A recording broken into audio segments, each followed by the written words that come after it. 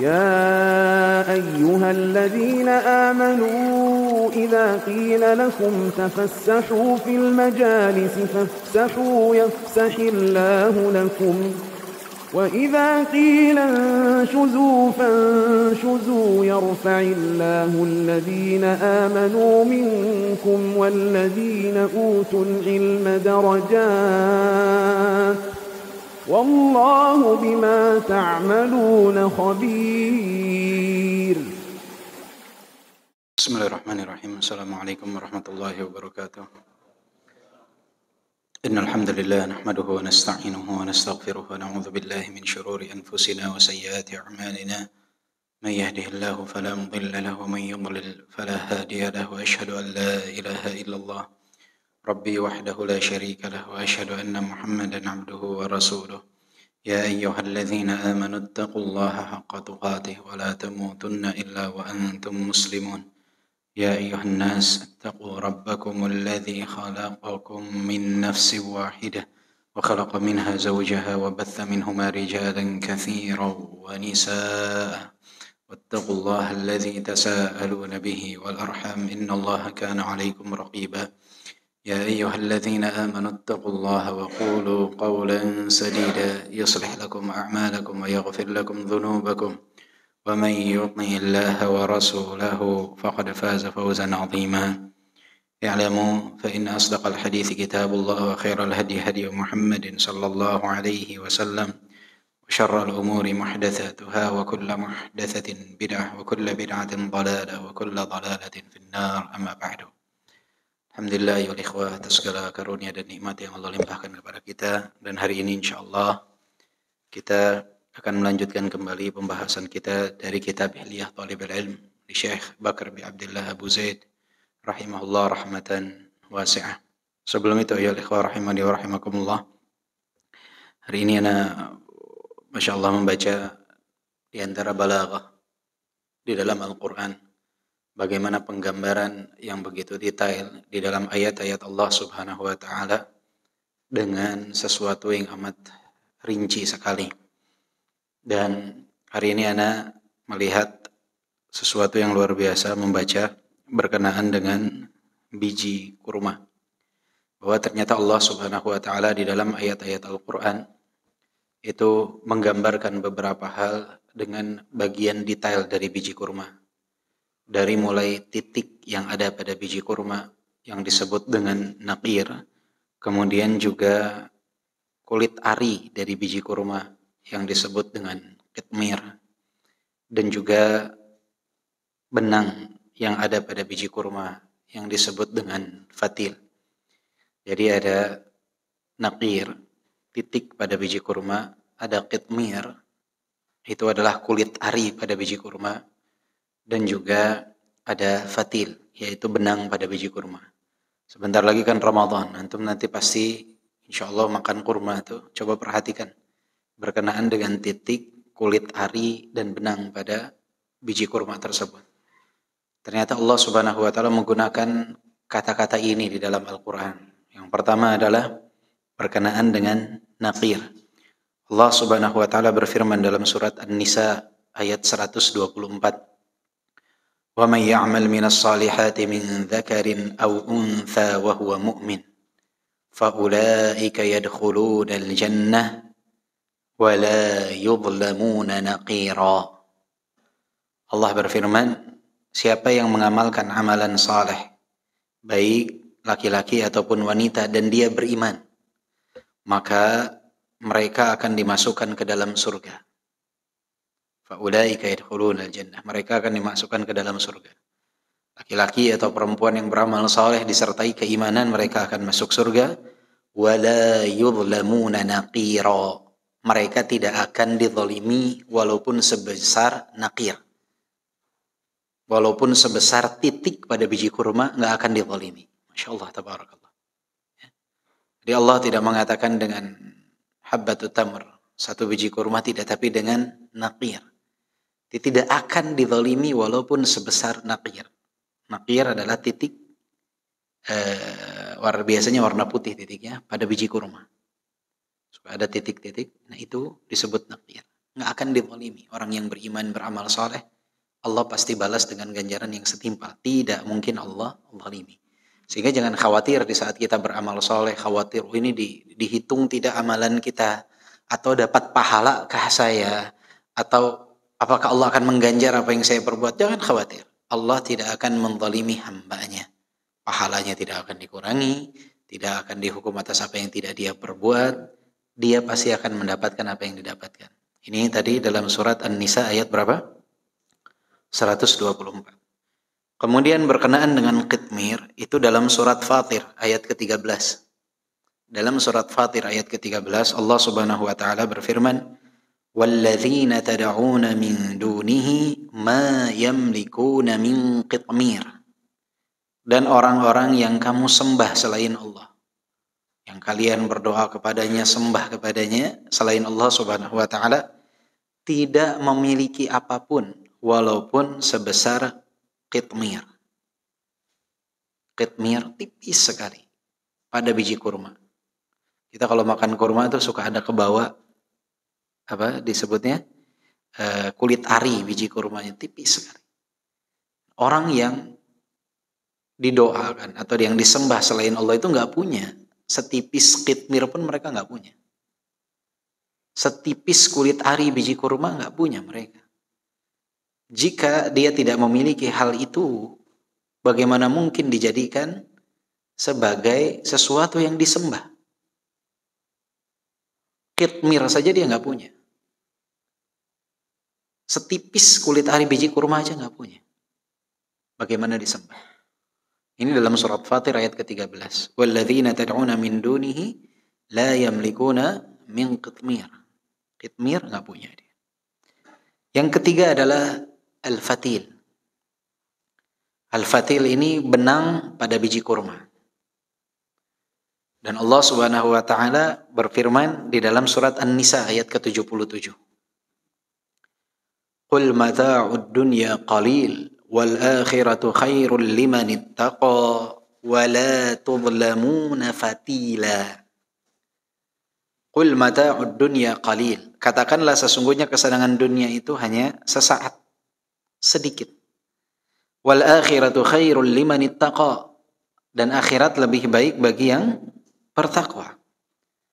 Wala tudlamuna fatila. Dan kamu tidak akan dianiaya, tidak akan dizalimi walaupun sebesar fatil.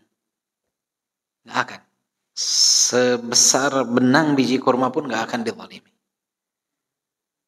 Mata'ud dunya qalil wal akhiratu khairul liman ittaqa. Wala tudlamuna fatila. Dan kalian tidak akan dizalimi walaupun sebesar benang dari biji kurma. Ini dalam surat An-Nisa ayat keberapa? 77. Insyaallah tabaraka. Jadi bagaimana penggambaran dalam Al-Quran yang begitu detail. Naqir, qitmir, fatil. Itu yang harus menjadikan kita berpikir bahwa keadilan Allah Subhanahu wa taala itu luar biasa. Gak mungkin seseorang dizalimi walaupun sebesar fatil ataupun naqir, titik benang. Yang disembah selain Allah gak punya, walau qitmir gak punya dia. Setipis kulit ari biji kurma saja gak punya. Dan lihatlah itu penggambaran dari biji kurma. Bagaimana ternyata ada bagian-bagian detail dan itu disebutkan di dalam Al-Quran. Ini kayaknya bahasa Arab. Kayaknya bahasa Arab. Jadi sampai begitu detail. Makanya kalau kita perhatikan kamus Arab Indonesia dengan Indonesia Arab beda. Arab Indonesia tuh segini mungkin tebalnya. Tapi bahasa Indonesia Arab segini. Mungkin sepertiganya saja. Menandakan bahwa kosakata dalam bahasa Arab itu amat banyak. Dan begitu detail. Kadangkala satu kata butuh diterjemahkan dalam bahasa Indonesia satu kalimat. Karena tidak ada kata yang serupa dengan hal tersebut.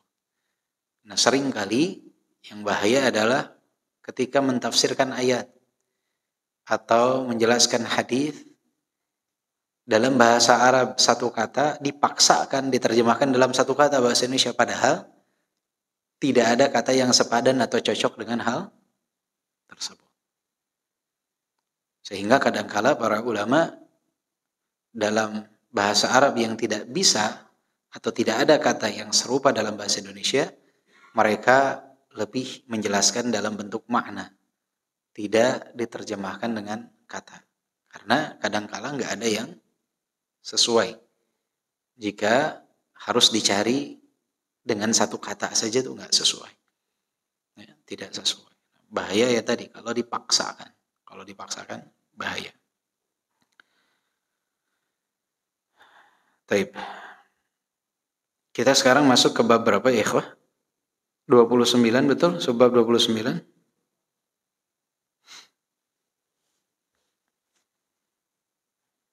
Al-amru tasi wal ishrun. Betul ya 29-nya?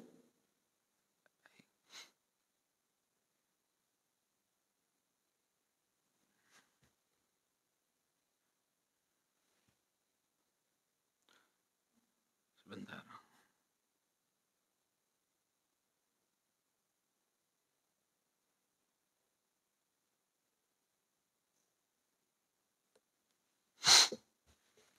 Al-amru tasi wal ishrun. Ta'ahudul mahfudhat. Subbab yang ke-29 yang mana diberikan judul ta'ahud al-mahfudhat, yaitu berupaya untuk mengulang-ulang hafalan. Ini salah satu akhlak adab yang harus dimiliki oleh penuntut ilmu, adalah berupaya untuk mengulang-ulang apa yang telah dia ketahui, apa yang telah dia pelajari, dihafal dan diulang-ulang. Tidak cukup hanya satu kali hafal, tapi dia harus mengulang-ulang apa yang telah dia hafal. Ta'ahad ilmaka min waqtin ila akhar fa in 'adama at-ta'ahud udh-dhahab lil ilmi mahmakan. Jadi berupayalah untuk menghafal ilmu yang kau miliki di setiap fase dalam waktu. Karena berkenaan dengan ilmu ini, kalau tidak dipaksakan untuk berupaya dihafal, diulang-ulang hafalan tersebut, maka pada hakikatnya ini adalah alamat akan hilangnya ilmu tersebut. Jadi salah satu tanda ilmu itu akan pergi ketika kita tidak berupaya menghafalnya. Pergi. Jangan mengatakan bahwa saya sekarang hafal mutqin. Makanya banyak orang mengatakan fulan al-hafidh, hafal Al-Quran. Pertanyaannya, hafal atau pernah hafal? Karena mayoritas itu pernah menghafal. Yang sulit itu adalah murajaah, mengulang hafalan. Kalau sebatas hafal, banyak. Yang pernah hafal banyak. Tapi apakah masih hafal atau tidak? Makanya para ulama itu mengulang-ulang hafalannya. Ada yang per hari 1 juz Al-Quran. Ada yang setoran hadis per hari terus. Kenapa? Karena ilmu itu kalau tidak dihafal, dia condong akan hilang. Yang penting kan faham. Iya, faham penting. Dihafal pun penting.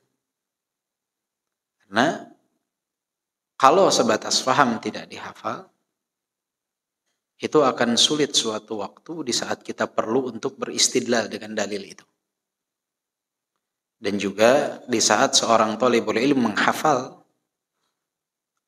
apa yang akan dia sampaikan, komunikasi di saat penyampaian, saat khutbah, itu akan lebih tertata.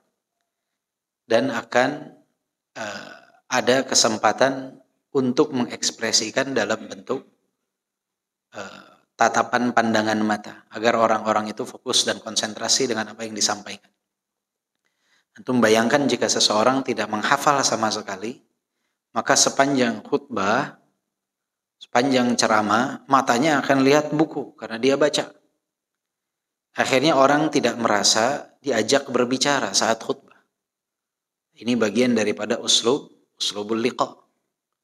Kemudian juga kadangkala ada orang yang bertanya kepada orang tersebut. Di saat dia tidak menghafal, maka akan sulit bagi dia untuk mengemukakan dalil, sebagai hujjah atas jawabannya.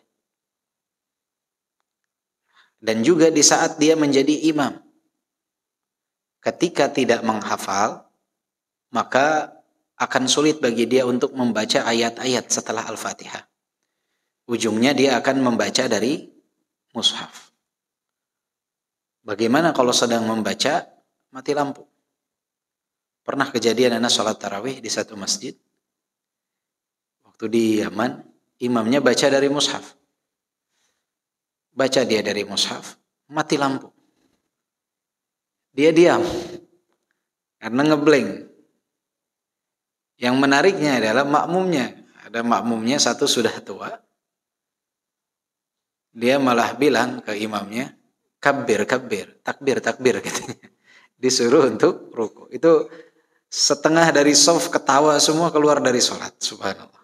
Gara-gara makmumnya nyuruh imamnya apa? Takbir, maksudnya udah ruku gitu. Udah ruku. Kabir aja udah kabir.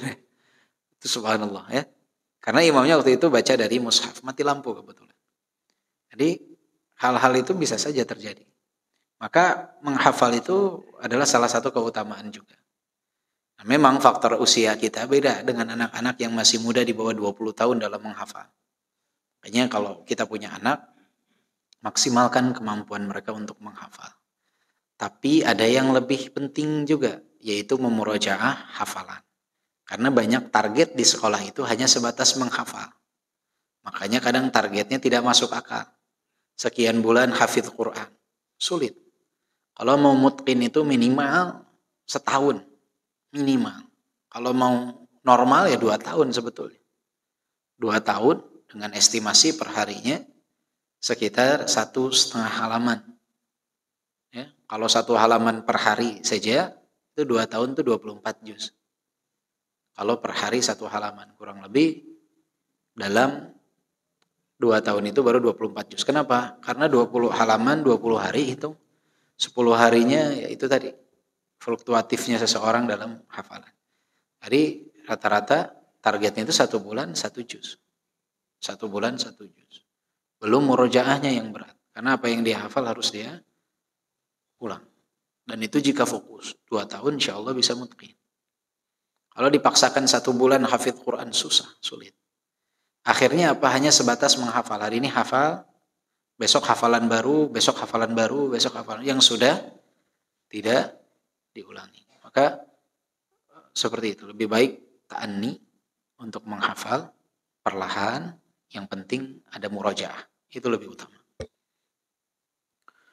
Kemudian di sini disebutkan adalah wa an Ibnu Umar radhiyallahu anhuma anna Rasulullah sallallahu alaihi wasallam qala innama mathalu sahibil Qur'an kamathali sahibil ibil al-mu'qalah in 'ahada 'alayha amsakaha wa in atlaqaha dhahabat rawahu Syaikhan wa Malik fil Muwatta. Dari Abdullah bin Umar radhiyallahu anhuma bahwasanya Rasulullah sallallahu alaihi wasallam bersabda, permisalan sahibul Quran seperti sahibul ibil. Menghafal Al-Quran itu seperti orang yang memiliki ibil, unta. Al-muqalah, yang terikat. In ahada 'alaiha amsakaha. Kalau dia diikat, dipegang, dia akan bisa menahannya. Wa in atlaqaha dhahabat. Tapi kalau dilepas, dia akan pergi. Jadi kalau diusahakan untuk terus dipegang, dijaga, diikat, dia akan tertahan. Tapi kalau dilepas, dia akan pergi. Maka kata Al-Hafidz Ibn Abdul Barr rahimahullah berkata, wa fi hadzal hadits dalilun ala anna man lam yata'ahad ilmahu dhahaba anhu. Ini adalah dalil, hadis ini adalah dalil bahwasannya siapa yang tidak berusaha untuk mengulang-ulang hafalan dari ilmunya, maka dia akan pergi ilmu tersebut. Aiman kan لأن علمهم كان ذلك الوقت القرآن لا غير وإذا كان القرآن الميسر للذكر يذهب إن لم يتعاهد فما ظنك بغيره من العلوم المعهودة. Ini gambarannya digambarkan oleh Rasulullah dengan Al-Quran. Jika Al-Quran itu yang paling mudah untuk diingat, walaqad yassarna al-Qur'ana lidzikr. Al-Quran itu telah Allah mudahkan untuk diingat dengan lafaz-lafaznya yang sangat luar biasa. Sudah dimudahkan tuh untuk diingat. Ternyata bisa pergi saat tidak diulang-ulang hafalannya, apalagi dengan yang lain. Jika Al-Quran saja mudah untuk pergi, apalagi hafalan yang lain. Pastinya akan lebih mudah untuk pergi. Wa khairul ulum ma dhubita asluh wastudhkira far'uh wa qada ila Allah ta'ala wa dalla ala ma yardah. Dan ilmu yang terbaik adalah apa yang kita hafal kaidah-kaidahnya dan kita mengingat cabang-cabangnya. Jadi kalau ilmu-ilmu selain dari Al-Quran itu, pondasi dasar itu harus kita hafal. Kemudian kita harus bisa membagi cabang-cabangnya. Dan ilmu yang terbaik itu yang membawa seseorang menuju Allah Subhanahu wa taala, menggiringnya, membimbingnya menuju keridhaan Allah. Jadi kalau belajar itu kita harus tahu intisarinya apa. Makanya usahakan untuk selalu merangkum dari apa yang kita pelajari. Mudah. Jadi ketika ikut kajian itu kita coba catat apa yang kita anggap penting. Pulang ke rumah itu coba untuk dirangkum. Dibikin bagan. Intinya apa? Misalkan menafsirkan satu ayat, kemudian dibuat seperti bagan. Misalkan parameter ketakwaan 1, 2, 3, 4. Intinya nih harus hafal. Nanti pemahamannya, penjelasannya, yang penting kita paham bisa kita uraikan. Tapi poin intinya harus kita hafal. Berikut dalilnya. Kemudian baru penjabarannya. Makanya kalau kita misalkan khutbah Jumat, kalau menghafal seluruh teks akan ngeblank, akan sulit. Jadi rata-rata khatib Jumat itu apa yang dilakukan? Intisarinya. Poin 1, poin 2, poin 3, dalilnya, penjabarannya, yaitu dari apa yang dia fahami. Tapi kalau misalkan dihafal semuanya, sampai titik komanya, ini akan sulit. Sekali ngeblank semuanya.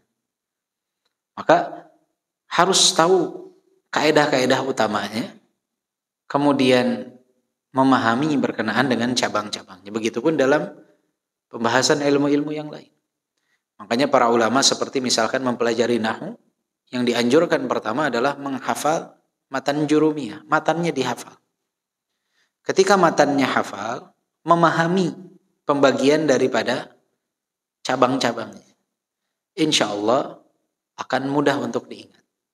Suatu saat jika diminta untuk menjelaskan, dia akan mudah untuk menjelaskan. Karena dia sudah hafal apa? Matan utamanya. Karena semua pembahasan nahwu nggak jauh dari jurumiyah. Rata-rata kitab-kitab itu ya mensyarah jurumiyah. Mau Tuhfatul Wasabiyah, Tuhfatul Saniyah, dan yang lain-lainnya mereka mensyarah, memberikan penjelasan tentang hal tersebut. Makanya kenapa juga para ulama menyarankan tauhid, usahakan hafalkan usul thalatha, matannya. Qawaidul Arba, matannya. Kitabut Tauhid, matannya. Penjelasannya nanti bisa untuk difahami. Jadi usahakan untuk menghafal pokok kaidah-kaidah fikih juga. Kemudian berkenaan dengan ilmu hadis. Pokoknya tuh hafal. Kemudian difahami. Berkenaan dengan cabang-cabangnya harus diingat. Itu cara paling mudah untuk kita belajar. Kalau kita belajarnya asywa'iyan, artinya yang ngacak-ngacak saja, nggak akan terkumpul maklumat tuh, pengetahuan tuh nggak akan membekas di benak kita. Jadi pemahaman kita akan bercabang-cabang, tidak akan fokus, tidak akan bisa mengurainya jika diperlukan. Maka usahakanlah untuk lebih rapi menata apa yang kita ketahui. Kemudian juga disebutkan di sini, wa qala ba'dhum kullu 'izzin lam yu'akkad bi'ilmin fa ila dhullin masirah. Ini juga ada perkataan di dalam Syarh al-Ihya bahwa setiap kemuliaan yang tidak dipastikan dengan ilmu, maka kepada kehinaan dan kerendahan tempat kembalinya. Maksudnya di sini adalah bahwa setiap kemuliaan itu, jika bukan karena ilmu, itu ujung-ujungnya akan berujung kepada kerendahan dan kehinaan. Karena yang lain itu condong akan mudah untuk menghilang dari diri seorang hamba. Kemuliaan karena pangkat. Di saat pangkat tersebut hilang, maka yang ada adalah kerendahan dan kehinaan. Kemuliaan dengan harta, di saat harta itu hilang, maka orang tidak ada lagi yang mempedulikannya. Ada orang yang dianggap mulia karena pangkat. Pensiun dia, udah gak ada yang ngelihat. Jangankan sekelas Pak RW, Pak Lurah, sekelas presiden saja kalau sudah pensiun, tidak punya kekuatan. Orang gak ada lagi yang datang ke rumahnya, berkunjung ke tempatnya. Makanya kalau dilihat, orang menjelang pensiun itu sangat dilatih sekali mentalnya. Berapa banyak yang depresi setelah pensiun. Apapun. Coba ketemu jenderal-jenderal yang pensiun, kadang ngomongnya ke kanan ke kiri. Kenapa? Karena dia biasa punya pasukan. Biasa orang hormat jenderal, ini kok gak ada yang nganggep dia sekarang. Hilang tuh kemuliaan tersebut. Di mata manusia, hilang. Sama yang punya harta juga, ketika jatuh miskin, dia kangen tuh dulu. Bagaimana dia dielu-elukan saat memiliki harta. Maka, sebagian ulama mengatakan hal tersebut. Bahwa yang bisa netep itu adalah dengan ilmu. Dengan ilmu ini memang, ilmu ini kalau nggak dihafal memang cepat hilang. Tapi dibandingkan dengan harta dunia, ilmu ini yang paling lama bertahan. Yang paling lama bertahan. Makanya yang namanya ulama tuh, mau usianya berapapun, nggak ada kata pensiun. Tetap disebut ulama. Nggak ada. Pernah dengar ulama pensiun? Nggak ada. Ulama tetap. Atau alim jadi bodoh. Pernah. Dia dulu ulama, sekarang cuma jahil dia, bodoh sekarang. Pernah dengar gak? Mungkin ada beberapa hafalan yang hilang. Tapi dibandingkan dengan harta dunia, kedudukan, dia yang paling lama bertahan. Sulit untuk hilang. Nggak ada. Udah alim jadi jahil tuh jarang. Tetap ketika dia disebut alim ulama, itu terus alim ulama. Maka itulah sumber kemuliaan. Maka seseorang harus berusaha untuk mempelajari ilmu yang dia dapat pelajari. Jangan sampai ditinggalkan.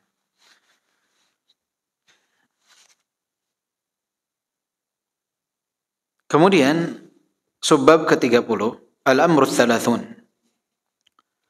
At-tafaqquh bi takhrij al-furu' 'ala al-usul. Berusaha untuk mendalami pemahaman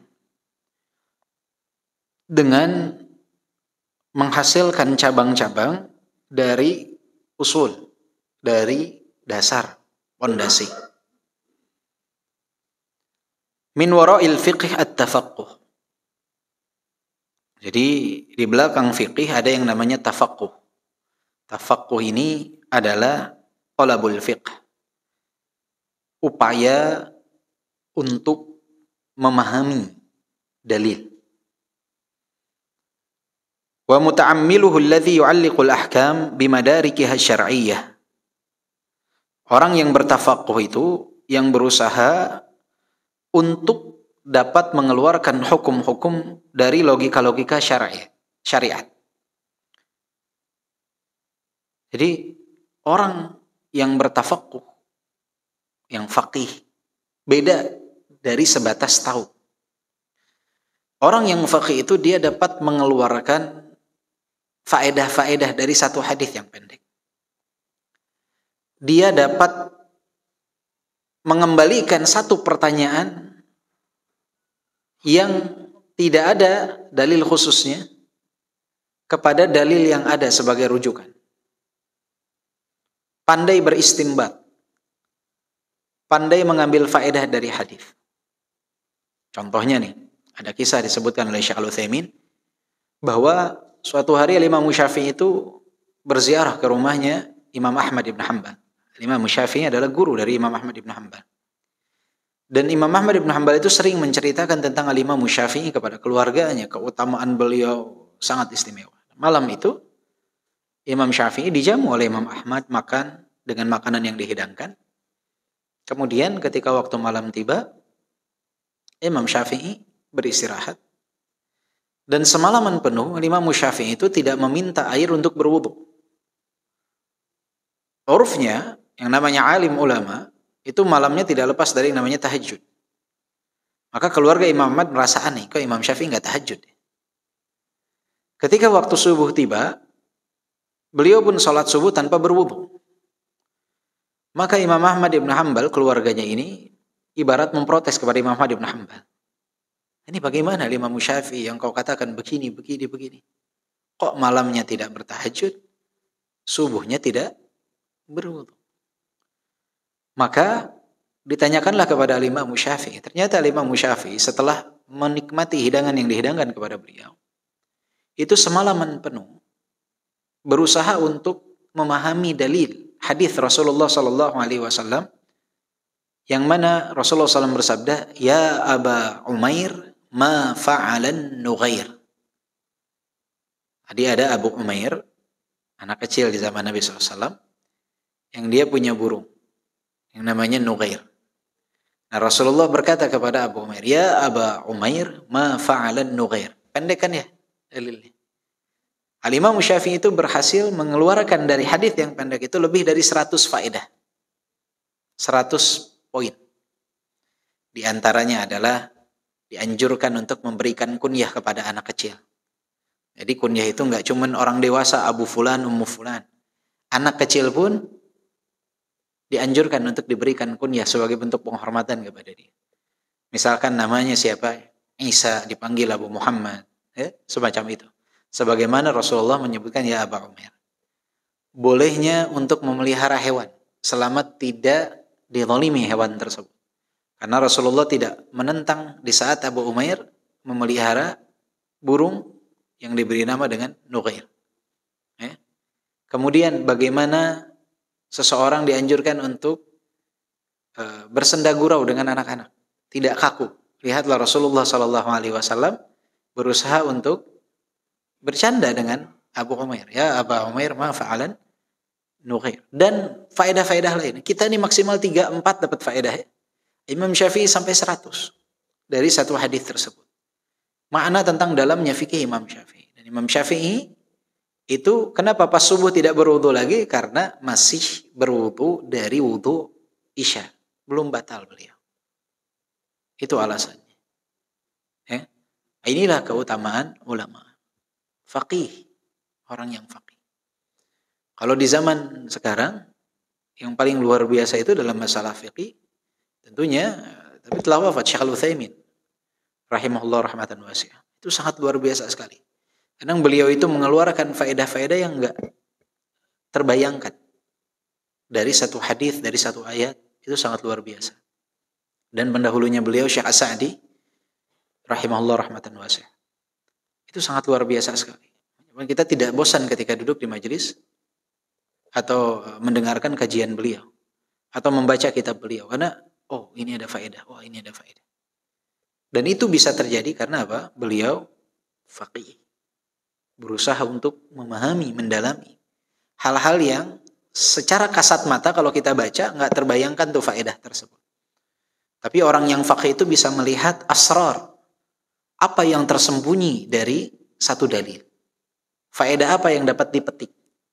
Ketika ada satu masalah, itu bisa dikembalikan kepada hal tersebut. Bisa dijadikan sebagai dalil atau hujjah.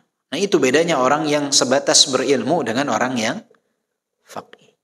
Maka seorang penuntut ilmu itu harus berusaha bertafaqquh. Berusaha untuk memahami lebih dalam tentang ilmu yang dia pelajari.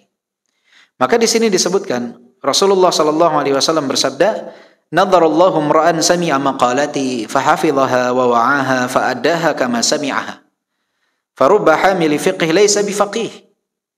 Wa rubba hamili fiqh ila man huwa afqah minhu." Ini Allah Subhanahu wa taala akan menjadikan wajah yang berseri. Bagi siapa? Bagi yang mendengar ucapanku, kata Nabi, fahafidhaha, kemudian menghafalnya, wa wa'aha, kemudian memahaminya. Jadi mendengar, menghafalkan, memahami. Fa'addaha kama sami'aha, kemudian menyampaikan sebagaimana dia dengar. Jadi sebelum mendakwahkan harus paham dulu. Sebelum paham, tahu dulu. Tahu, memahami, baru menyampaikan. Farubba hamili fiqih laisa bifaqih. Berapa banyak orang yang dia membawa fiqih, membawa ilmu, tapi dia bukan orang yang faqih. Punya ilmu dia, tapi bukan orang yang faqih. Farubba hamili fiqih ila man huwa afqah minhu. Atau berapa banyak orang yang membawa ilmu, membawa fiqih, menyampaikan kepada orang yang justru lebih faqih daripada dia. Lebih dapat menghasilkan istinbat dari dalil yang disampaikan. Maka kefaqihan seseorang ini adalah anugerah yang Allah Subhanahu wa taala berikan. Tapi bisa juga diusahakan untuk dicari dan difahami. Dengan apa? Dengan mempelajari syariat secara lebih mendalam.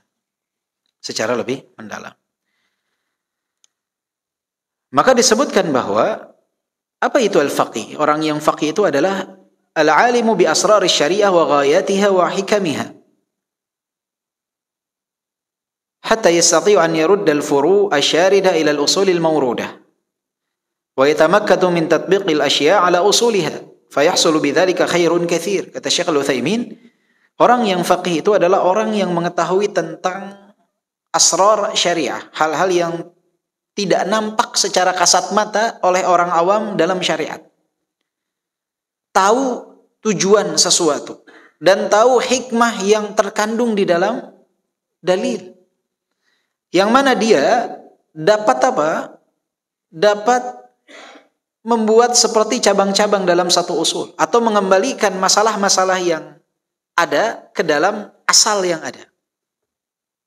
Dia bisa kembalikan masalah yang ada ke dalam pondasi utama dalam syariat. Dia dapat menempatkannya tuh sehingga dapat mendatangkan kebaikan yang amat banyak. Jadi ketika datang satu masalah dia bisa kembalikan pada ada dalil yang menyebutkan bahwa fattaqullaha mastata'tum. Bertakwalah semampu kalian. Bertakwalah semampu kalian. Ini asal dalam apa? Ketaatan. Jadi ketika ada orang, saya gimana ya? Saya nggak bisa sholat sambil duduk nih. Boleh nggak saya sholat sambil berbaring? Nggak bisa dia.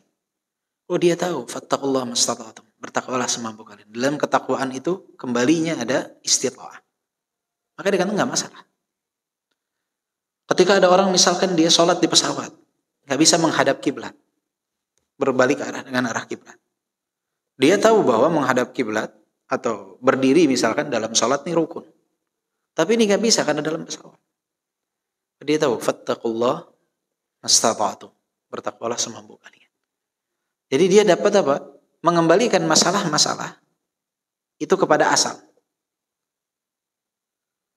Ini kalau misalkan tidak memiliki pemahaman yang mendalam akan sulit seperti ini.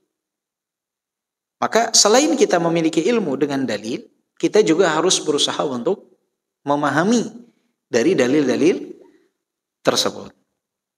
Maka di sini disebutkan, qala Ibnu Khayyir rahimahullah fi fiqhil hadits. Ibnu Khayyir rahimahullah berkata tentang hadis tadi, wa fihi bayanun anna al-fiqh wal istinbat wal istidraku fi ma'ani al-kalam min tariqit tafahum.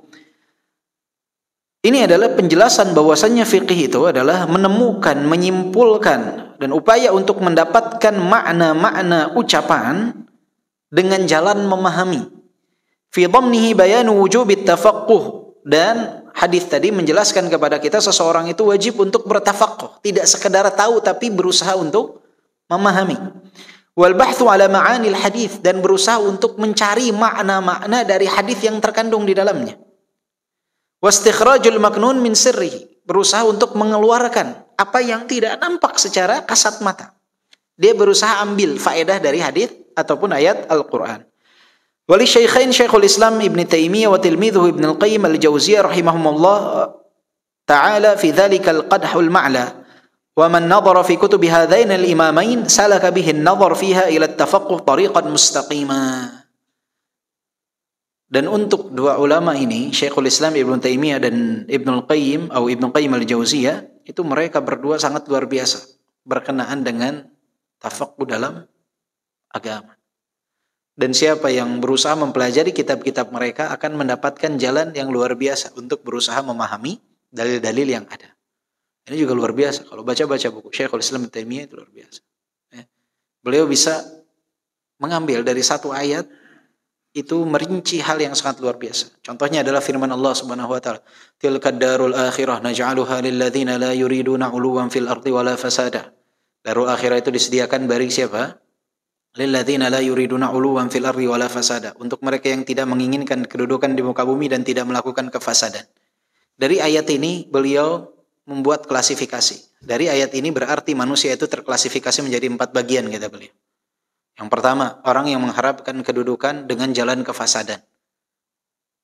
Siapa mereka? Ini mengikuti jalan Fir'aun dan orang-orang yang semisal dengan dia. Yang mana demi kedudukan rela untuk membunuh orang, melakukan kecurangan dan hal-hal yang semisal dengannya. Yang kedua adalah kebalikannya. Orang yang melakukan kefasadan tidak mengharapkan kedudukan dunia. Orang seperti ini semisal dengan para pelaku zina, pelaku maksiat. Mereka tahu dengan kemaksiatan yang mereka lakukan, mereka tidak akan mendapatkan kehormatan dan kedudukan di muka bumi. Manusia akan menganggap dia hina. Para pecandu narkoba, orang tahu dia akan disepelekan oleh orang lain. Cari kerja bakal susah. Tapi dia melakukan kemaksiatan itu untuk memenuhi hawa nafsu. Tipe yang ketiga, kata Syekhul Islam, orang yang mana dia melakukan kebaikan. Kebaikan yang dilakukan. Tetapi alhamdulillah. Kebaikan yang dilakukan. Tetapi tujuannya adalah untuk mendapatkan kedudukan dunia. Yang seperti ini adalah mereka yang melakukan amalan saleh untuk mendapatkan pujian, sanjungan atau apa yang mereka inginkan dari perkara dunia. Dan yang keempat baru yang mendapatkan surga dan segala isinya adalah mereka yang melakukan amalan soleh untuk mendapatkan keridhaan Allah Subhanahu wa ta'ala. Maka tilkad darul akhirah naj'aluha lil ladzina la yuriduna 'uluwan fil ardi wala fasada. Darul akhirah, akhirat itu diperuntukkan untuk siapa? Mereka yang tidak mengharapkan kedudukan dunia dan tidak melakukan kefasadan. Bayangkan, dari satu ayat ini beliau bisa mengklasifikasikan tipikal manusia. Dan masih banyak lagi. Nah, kita ketika membaca perkataan-perkataan Syekhul Islam Ibnu Taimiyah, Ibnu Qayyim al-Jauziyah dan yang lainnya, itu sangat luar biasa sekali bagaimana kemampuan mereka beristinbat dari satu dalil. Membuat cabang-cabang dari satu asal. Atau mengembalikan masalah-masalah ke dalam asal yang ada, usul yang ada. Dan ini tidak didapatkan kecuali di dalam diri mereka orang-orang yang bertafaqquh dalam agama. Maka kita harus berusaha untuk menuju jalan tersebut. Kemudian disebutkan juga wa min malih kalam Ibnu Taimiyah rahimahullah qawluhu fi majlis at-tafaqquh amma ba'du faqad kunna fi majlis at-tafaqquh fi ad-din wan nadhar fi madarik al-ahkam al-mashru'ah taswiran wa taqriran wa ta'silan wa tafsilan fa wawqa al-kalam fi fa aqul la hawla wa la quwwata illa billah hadha mabni ala aslin wa faslain wa a'lam arshadaka Allah anna bayna yaday at-tafaqquh at-tafakkur. فإن الله سبحانه وتعالى دعا عبده في غير ما آية من كتابه إلى التحرك بإجالة النظر العميق في التفكر في ملكوت السماوات والأرض وإلى أن يمعن المرء النظر في نفسه وما حوله فتحا للقوى العقلية على مصراعيها وحتى يصل إلى تقوية الإيمان وتعميق الأحكام والانتصار العلمي كذلك يبين الله لكم آياته لعلكم تعقلون قل هل يستوي الأعمى والبصير أفلا تتفكرون وعليه فإن التفقه أبعد مدى من التفكر إذ هو حصيلته وإنتاجه وإلا فما لهؤلاء القوم لا يكادون يفقهون حديثا لكن هذا التفقه محجوز بالبرهان محجور عن التشهي والهوى ولئن اتبعت أهواءهم بعد الذي جاءك من العلم ما لك من الله من ولي ولا نصير. Dan di antara ucapan dari Syekhul Islam Ibnu Taimiyah adalah perkataan beliau dalam majlis tafaqquh bahwasannya kita dalam majlis tafaqquh dalam agama berusaha untuk melihat logika-logika dalam ahkam hukum-hukum syariat, gambaran, penetapan, perincian dan juga taksilan. Kemudian beliau mengatakan la haula wala quwata illa billah, dan ini terbangun dari satu asal dan dua cabang. Jadi dari tafaqquh ini yang pertama yang harus difikirkan adalah at-tafakkur. Yang pertama adalah at-tafakkur. Jadi sebelum seseorang bertafaqquh, berusaha mendalami, dia harus tafakkur, berfikir. Jadi sebelum dia mendalami, mendalami pemahaman, dia harus berfikir dulu. Karena nggak mungkin ada orang yang bisa mendalami pemahaman tanpa berfikir. Dan Allah Subhanahu wa taala memerintahkan kita untuk berfikir, untuk berakal, menggunakan akal kita diperintahkan. Kadzalika yubayyinullahu lakum ayatihi la'allakum ta'qilun. Seperti itulah Allah Subhanahu wa taala menjelaskan ayat-ayatnya agar kalian ta'qilun, berfikir. Diperintahkan untuk berfikir. Qul hal yastawil a'ma wal basir afala tatafakkarun? Apakah sama orang yang melihat dengan orang yang buta? Afala tatafakkarun? Tidakkah kalian berfikir? Jadi pertama diajak untuk berfikir. Tafaqquh ini cakupannya lebih luas daripada tafakkur. Tafakkur berfikir, tafaqquh mendalami pemahaman. Jadi hasil dari tafakkur ini akan mengajak seseorang untuk mendalami pemahaman. Tapi mendalami pemahaman ini ya ikhwah, dia terbatas dengan burhan, dengan dalil. Jadi nggak bisa pikirannya itu berusaha mendalami dengan luas-luas-luasnya. Terbatas dengan dalil. Jadi jangan juga kita ngaco. Dalilnya apa kemudian kita berusaha untuk apa? Berimajinasi terlalu liar. Enggak ada batasan-batasan syariat. Ada batasannya dengan dalil. Harus ada dalil, harus ada burhan. Antum menafsirkan ini dari mana? Ayat Qur'annya, hadisnya. Jangan sampai seperti orang-orang ingkar sunnah. Ada dulu kelompok ingkar sunnah. Mereka itu di majelis mereka itu enggak ada baca tafsir Ibnu Katsir, Al-Baghawi, At-Tabari, enggak ada. Jadi sistem kajian mereka, Ana pernah ikut waktu itu hadir untuk diminta jadi saksi menyaksikan kajian mereka. Sekitar tahun 2010. Lalu di Bogor tersebar namanya ingkar sunnah, mengingkari sunnah. Kajiannya unik. Jadi kumpul 6 orang, 7 orang. Kemudian mereka katakan, sekarang kita menafsirkan surat Al-Baqarah ayat 2. Menurut antum gimana? Satu orang bicara, dia tafsirkan tuh. Yang kedua, yang ketiga, yang keempat selesai. Kemudian mereka buat kesimpulan tafsir surat Al-Baqarah ayat 2. Kata anak ajib, luar biasa. Antum bagaimana? Anak tanya, antum bagaimana kok bisa mentafsirkan Al-Baqarah ayat 2 ini? Kenapa nggak kembali kepada tafsir Ibnu Katsir, tafsir Al-Baghawi, tafsir para ulama? Kenapa? Kata mereka, walaqad yassarnal Qur'ana lidzikr. Al-Qur'an ini ada, sudah diberikan kemudahan bagi kita untuk mengingatnya. Kalau antum suruh kita mempelajari dulu bahasa Arab, suruh kita membaca perkataan para ulama, berarti ini bertentangan dengan Al-Quran, itu mudah untuk diingat. Subhanallah. Dan mereka nggak percaya kepada tafsir-tafsir tersebut. Ana bilang, antum semua ini aneh. Antum tidak percaya kepada tafsir Ibnu Katsir, tapi percaya kepada terjemahan yang antum baca. Betul kan? Mereka tidak bisa bahasa Arab, mereka memahami Al-Quran dari terjemahan. Dia tidak percaya kepada tafsir Ibnu Katsir, tapi percaya kepada terjemahan yang dia baca. Nah, mereka kebingungan. Efeknya negatif sekali Bapak Ibu sekalian. Contohnya, mereka ketika menafsirkan firman Allah Subhanahu wa taala, "Inna ja'alna Qur'anan Arabiyya." Kata mereka, Arabiyya ini, saya pernah lihat tuh salah satu kesimpulan dari kajian mereka, bahwa Arabiyya ini tidak hanya diartikan sebagai bahasa Arab, tetapi juga diartikan sebagai gerobak. Mulai, gerobak. Antum bayangkan? Padahal dalam bahasa Arab, betul, bahasa ammiah orang Arab tuh bilang gerobak tuh Arabiyah. Cuman bahasa fushanya itu Arabah. Arabah itu gerobak. Kata mereka Arabiyah ini bukan cuman bahasa Arab, tapi diartikan gerobak. Dan nggak sampai di situ. Gerobak ini punya roda. Gerobak pasti punya roda. Dan roda ini berputar. Sehingga kesimpulan kajiannya itu adalah ayat-ayat Quran itu bisa ditafsirkan sesuai dengan perputaran roda zaman. Oh, Masya Allah, faqih. Bayangkan. Makanya para ulama mengatakan dibatasi mahjur bil burhan. Mahjuz bil burhan. Jadi dia terbatas dengan apa? Dalil. Nggak bisa imajinasi terlalu luas. Karena bahaya. Orang akan seenaknya mentafsirkan tanpa kaidah-kaidah. Harus ada burhan, petunjuk, dalil. Wa mahjurun anit tasyahi wal hawa. Dan terlarang dalam mendalami pemahaman itu dengan hawa nafsu. Diiringi hawa nafsu nggak boleh.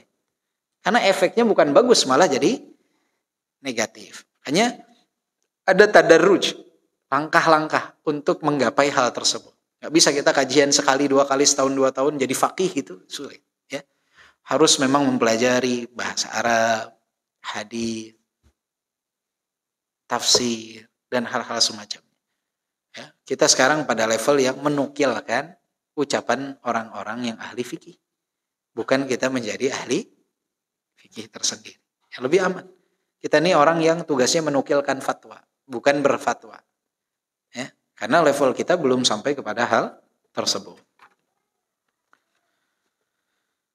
Maka di sini, fa ya ayyuhal talib tahalla bin nadhari wa tafakkur wal fiqh wa tafaqqu la'allaka an tatajawaz min marhalatil faqih ila faqih an-nafs kama yaqulu al-fuqaha walladhi ya'liqu al-ahkam bi madarikah asy-syar'iyyah aw faqihul badan kama fi istilahil muhadditsin.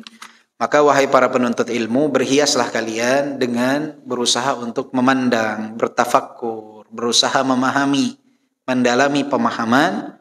La'alla, semoga suatu saat kalian akan melewati batasan atau tingkatan dari yang memahami menjadi orang yang disebut faqihun nafs atau faqihul badan. Apa mereka? Yaitu mereka yang dapat mengeluarkan hukum-hukum berdasarkan logika-logika syariat. Jadi menjadi betul-betul orang yang mendalam pemahamannya dalam syariat. Allah wa'asa. Siapa yang kita nggak tahu, salah satu dari kita suatu saat menjadi golongan tersebut. Tapi harus ada. Jadi gini, bukan nanti kita mau jadi faqih atau tidak, yang jelas kita harus berusaha berjalan dalam memahami Al-Quran dan As-Sunnah ini seperti itu. Jadi mengetahui, berusaha untuk memahami, kemudian mendalami pemahaman. Itu harus diikuti itu. Seperti itu. Sehingga enggak seperti kacamata kuda. Penting ngikut aja. Enggak. Harus tahu dalilnya apa. Makanya itu yang jadi pembeda kajian Ahlus Sunnah wal Jamaah. Ditanyakan tentang apa? Dalil. Bukan ta'assub, bukan fanatik buta. Wah, Ustaz saya pasti benar. Enggak. Tapi selalu ditanyakan tentang dalil.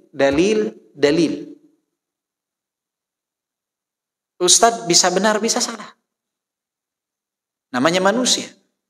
Tapi kita harus tahu dalilnya apa. Kemudian berusaha memahami dalil tersebut. Dan mendalami pemahaman berkenaan dengan dalil itu. Ini yang penting. Itu yang jadi pembeda. Cuman kadangkala para pengajar itu mengingatkan hal ini, lupa mengingatkan tentang adab. Makanya kadang ketika ustadznya salah sedikit, langsung luar biasa. Muridnya bisa mencaci dan memaki. Kenapa?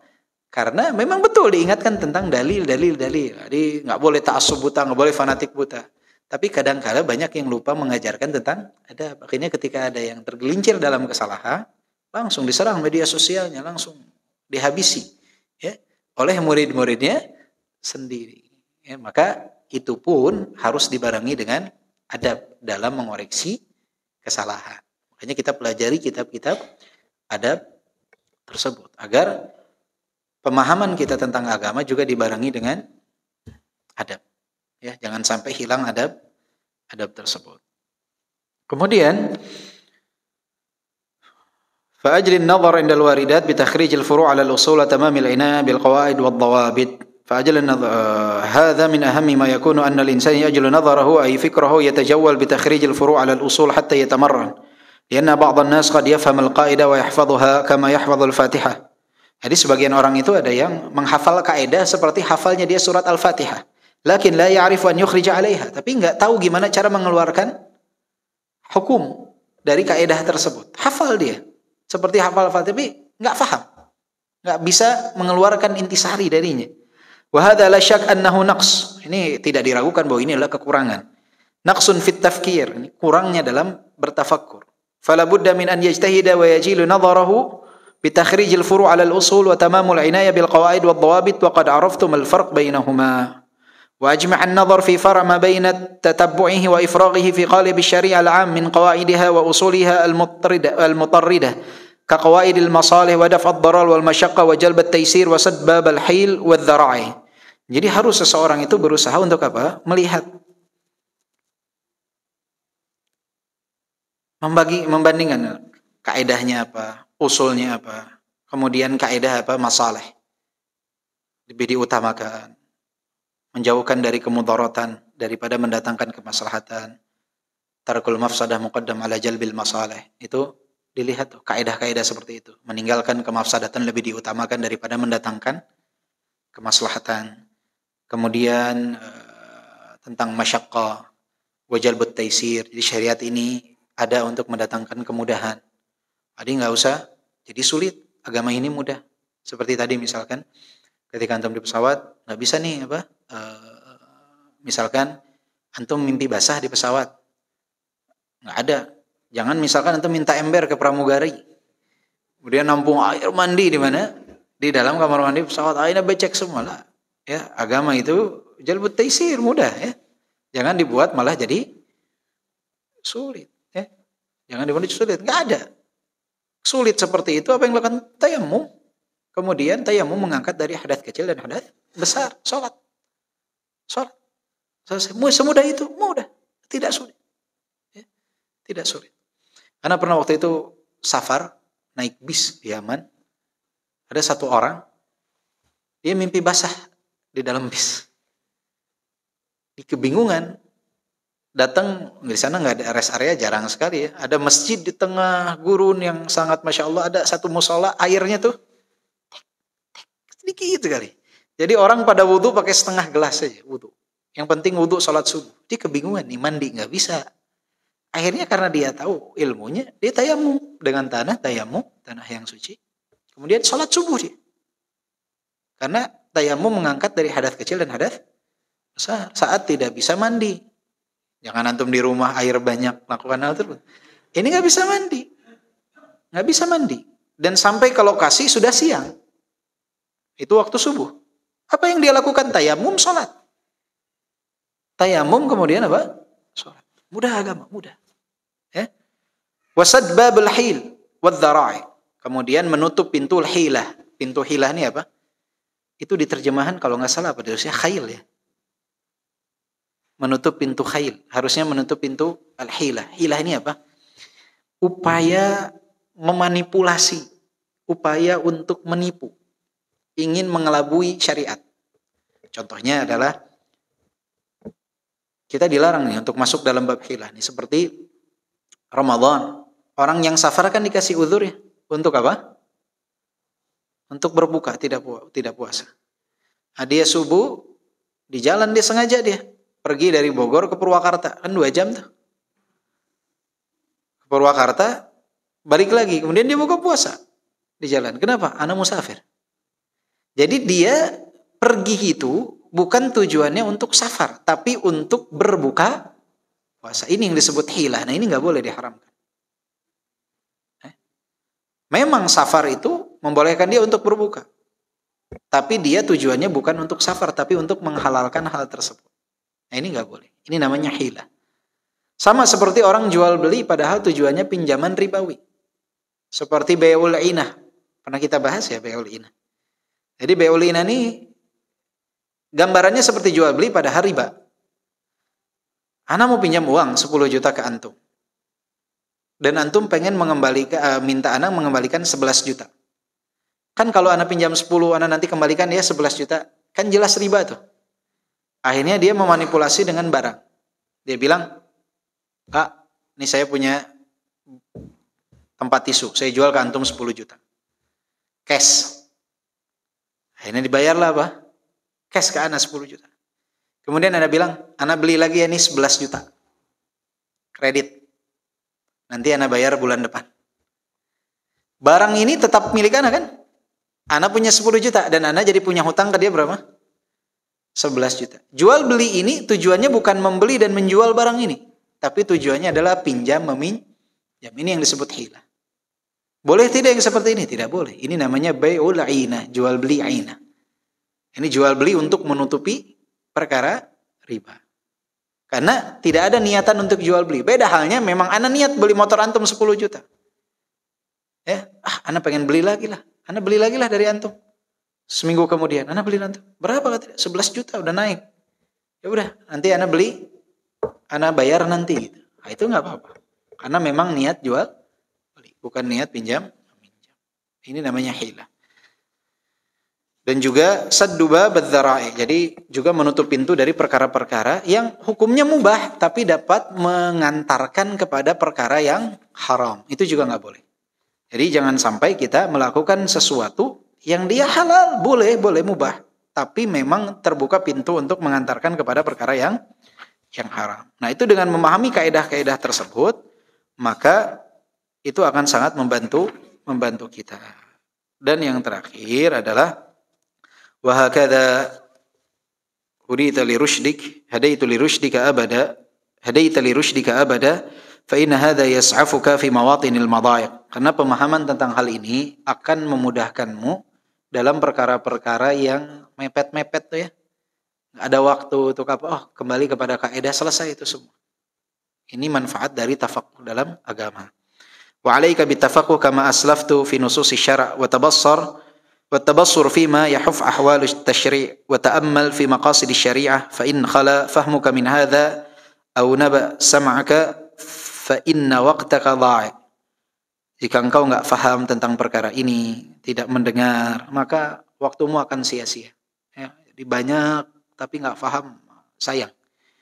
Wa in ismul jahl 'alaika lawaqi. Akhirnya nama kejahilan itu akan melekat pada diri kita. Wa hadhihi al-khullah bidzat hiya allati tu'tika at-tamyiz ad-daqiq wal mi'yar as-sahih limada at-tahsil wal qudrah 'ala at-takhrij. Ini bagian ini, poin ini yang jadi pembeda kelak bagi diri kita. Dan itu adalah menjadi parameter yang sahih tentang kita melihat apa napak dari jalan ilmu yang kita tempuh. Jadi di saat kita mampu untuk mendalami hal-hal semacam itu menjadi pembeda dan menjadi parameter yang paling jelas dan mudah untuk melihat tahsil ilmi dari apa yang kita pelajari. Fal faqih huwa man ta'arrad lahu an-nazilah la nassa fi fayaqtabis laha hukma. Orang yang faqih itu yang ketika datang satu kasus, satu hal, enggak ada dalil yang secara spesifik menerangkan hal itu, tapi dia dapat beristinbat dari dalil yang ada mengeluarkan hukum. Itu faqih. Sebagaimana al-balaghi, orang yang ahli balaghah itu laisa man yadhkuru laka aqsamuha wa tafri'atiha, bukan yang dapat menyebutkan kepada kita tentang pembagian-pembagian pengertian tentang balaghah, bukan.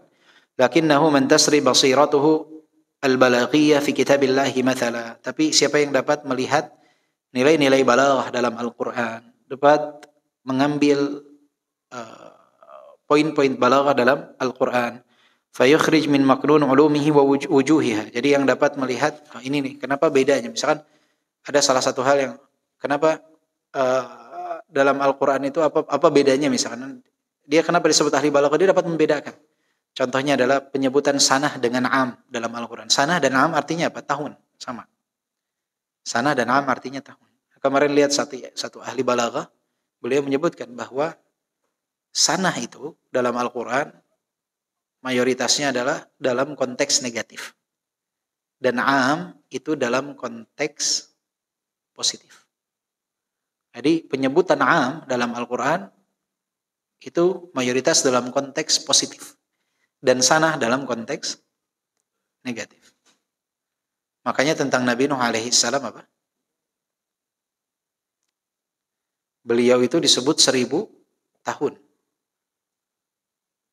Alfasana illa khamsina ama, kecuali 50. Jadi 950 tahun ini kenapa disebutnya dengan sana?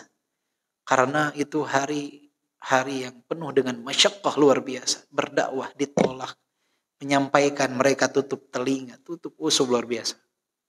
Jadi 950 tahun yang sulit. Kalau lihat kisah Nabi Yusuf, Itu kalau dilihat nanti buka antum surat kisah Nabi Yusuf, itu ketika menyebutkan tentang tahun-tahun yang penuh musibah, itu disebutkannya dengan sana dalam penafsiran mimpi Nabi Yusuf. Dan dalam hal yang positif itu dalam sebutannya dengan am. Sama-sama artinya tahun. Tapi ini dapat dikeluarkan oleh siapa? Oleh ahli balaghah. Betul-betul ahli balaghah dia dapat mengeluarkan apa? Hal-hal semacam ini yang kita awam nggak ngeh kepada hal tersebut. Maka balaghah itu nggak cuma bisa nyebutkan ini begini, pengertiannya begini enggak, tapi dapat melihat bagaimana apa yang ada dalam Al-Quran dari balaghah yang sangat luar biasa. Itu jadi pembeda. Hanya dan dalam ilmu yang lain pun sama. Jadi orang yang betul-betul faham itu bukan hanya bisa menyebutkan, tapi dapat mengeluarkan sesuatu yang kasat mata, yang tersembunyi dari pandangan orang awam. Itulah orang yang betul-betul faham, memahami. Sama seperti antum belajar matematika. Ahli matematika itu bukan yang cuma bisa menjelaskan cara menghitung kali bagi kurang, bukan. Tapi dapat mempraktekkan dalam kehidupan sehari-hari. Kapan perkalian itu digunakan, kapan pembagian itu digunakan. Dia yang dapat mempraktekkan ilmu tersebut dalam kehidupan sehari-hari. Itu yang disebut dengan orang yang betul-betul bertafakuh, mendalami ilmu yang dia pelajari. Nah, dalam bidang agama pun sama. Jadi bukan semata-mata hanya dapat menyebutkan, tapi dapat betul-betul mempraktekkan dalam hidup. Dan ketika menghadapi kasus demi kasus, dia dapat menempatkan secara tepat hukum apa yang harus dipakai. Nah, ini perlu waktu bagi kita semua untuk dapat menggapai poin tersebut. Semoga kita dapat bersabar dan perlahan untuk melangkah menaiki tangga-tangga ilmu. Wallahu a'lam bishawab. Jika ada pertanyaan mungkin lewat kertas.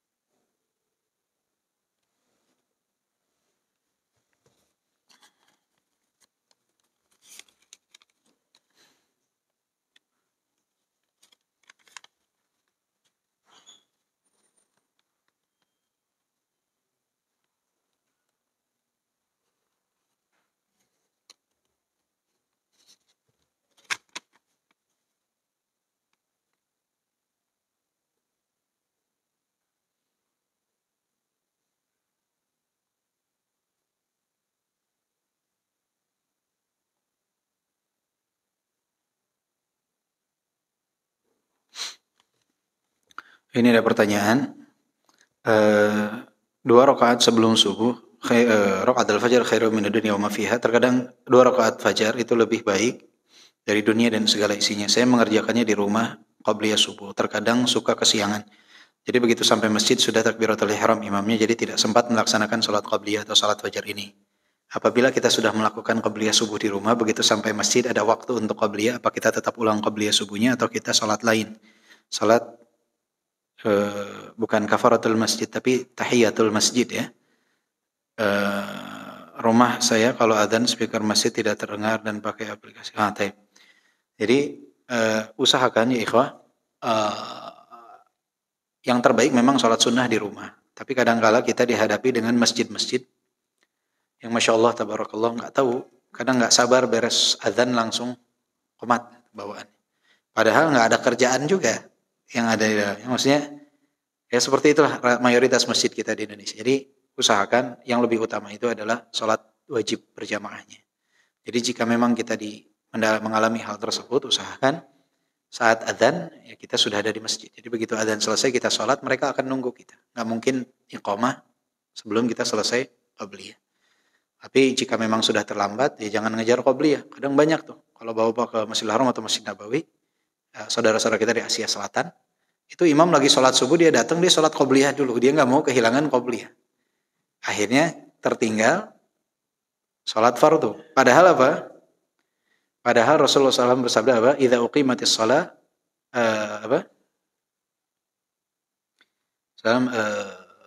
idza uqimatis shalah la salata illa al-maktubah. Jika telah didirikan salat qomat, maka tidak ada salat yang dikerjakan kecuali salat wajib.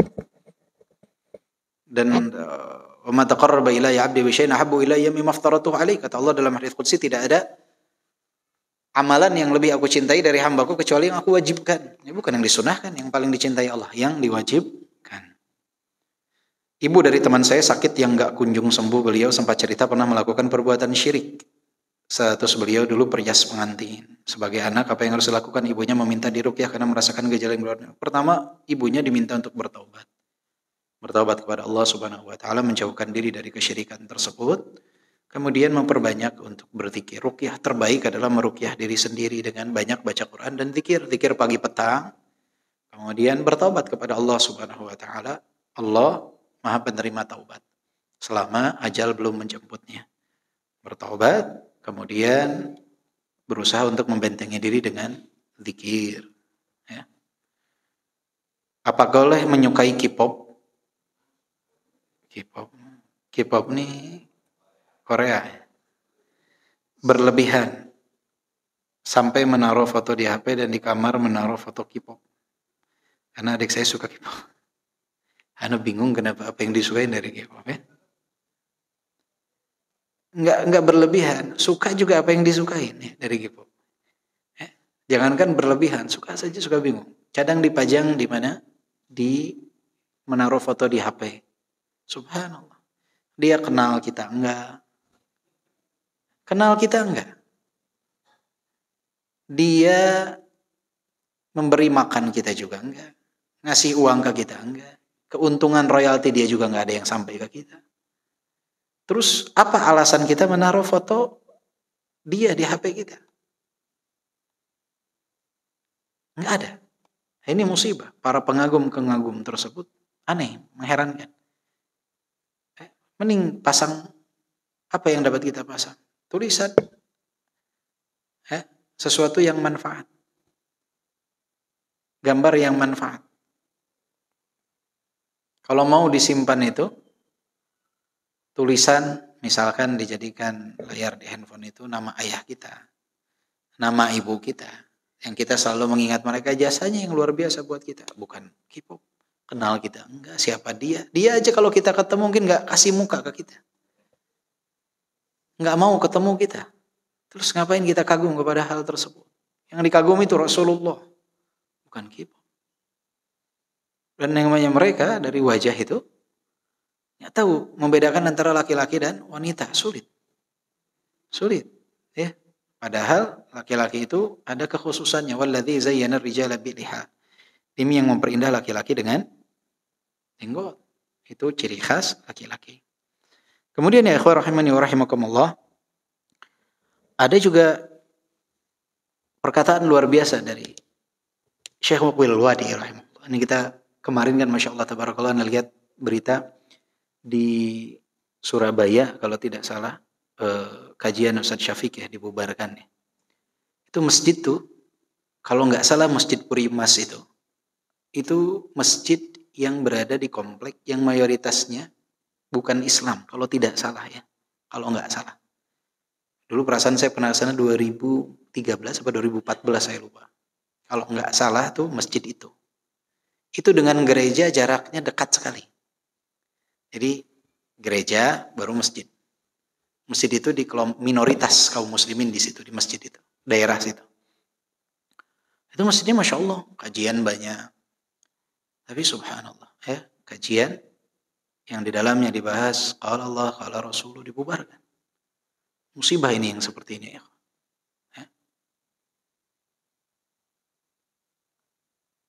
Kegiatan agama lain mereka jaga.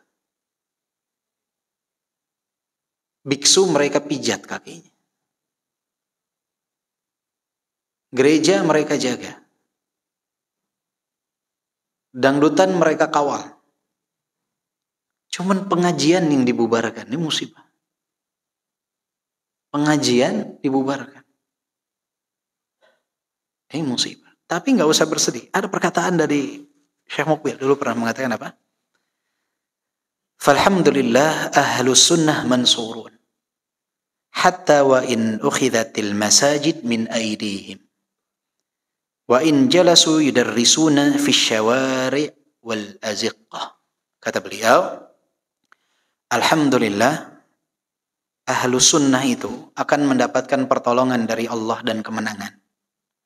Walaupun masjid-masjid itu diambil dari tangan-tangan mereka. Sekalipun mereka harus mengajar di jalan-jalan dan di lorong-lorong, nggak masalah. Satu masjid diambil, nggak masalah. Masih banyak masjid lain. Ada musola, ada rumah. Ada online apalagi sekarang. Kajian. Jadi kebenaran itu nggak bisa dibendung.